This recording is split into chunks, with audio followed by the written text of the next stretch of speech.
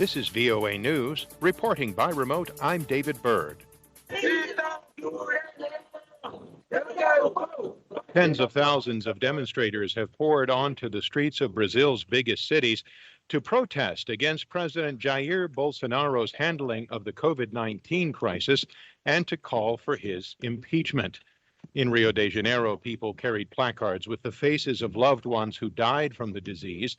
Protesters rallied in several other cities, including Salvador, Belo Horizonte, and the capital, Brasilia. Bolsonaro has repeatedly refused to use lockdowns and other tough measures to prevent the spread of the virus.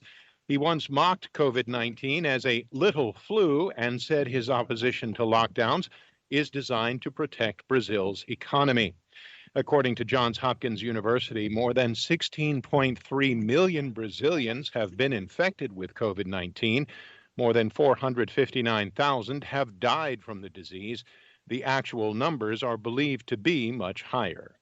Vietnam's health minister said that authorities have detected a new coronavirus variant that is a combination of the Indian and British COVID-19 variants and spreads quickly by air. Reuters' Emily Wither reports. After successfully containing the virus for most of last year, Vietnam is grappling with a spike in infections since late April. Quoted in local media, the minister says the authorities will announce the name and detailed characteristics of the newly discovered variant soon, saying lab cultures show it is much more transmissible than the previously known types. He said that could explain why so many new cases have appeared in different parts of the country within a short period of time. That's Reuters' Emily Wither. Visit voanews.com for more. This is VOA News.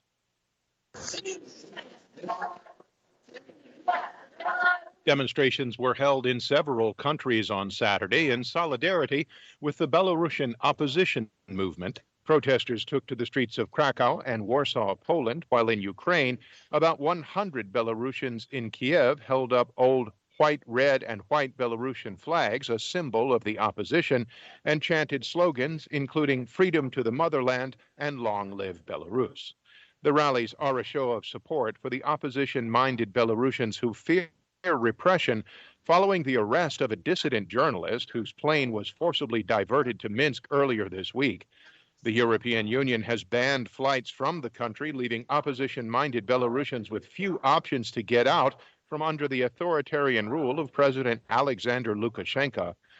For his part, Lukashenko spent Saturday with Russian President Vladimir Putin, who said that his country will move ahead with a second $500 million loan to Belarus next month. Russia promised Belarus a $1.5 billion loan last year as part of Moscow's efforts to stabilize its neighbor. Minsk received the first installment in October. At least 4 people, including 2 university lecturers, were killed and several others were wounded when a roadside bomb struck their bus north of the Afghan capital on Saturday. The incident occurred when the bus they were traveling in was hit by an explosive device on the road in the city of Charikar, the capital of Parwan province, according to an Afghan Interior Ministry spokesman. No group claimed responsibility for the incident. Roadside bombs, small magnetic bombs attached under vehicles, and other attacks have targeted members of security forces, judges, government officials, society activists, and journalists in recent months in Afghanistan. In European football, Chelsea won the Champions League for the second time as Kai Havertz scored a goal in a tense 1-0 victory over Manchester City in Saturday's final in Porto, Portugal. Havertz rounded Ederson to score 3 minutes before halftime. It was Chelsea's third win over Man City in 6 weeks. Because of COVID-19 restrictions, only about 14,000 fans watched the match at the 50,000-seat stadium. British newspapers reported that Prime Minister Boris Johnson and his fiancée, Kerry Symonds, married Saturday in a small private ceremony in London. The 56-year-old Johnson and the 33-year-old Symonds, an environmental campaigner, announced their engagement in February 2020. They have 1 son together, 1-year-old Wilfred. There's more news on our website, voanews.com. Reporting by remote, I'm David Byrd, VOA News.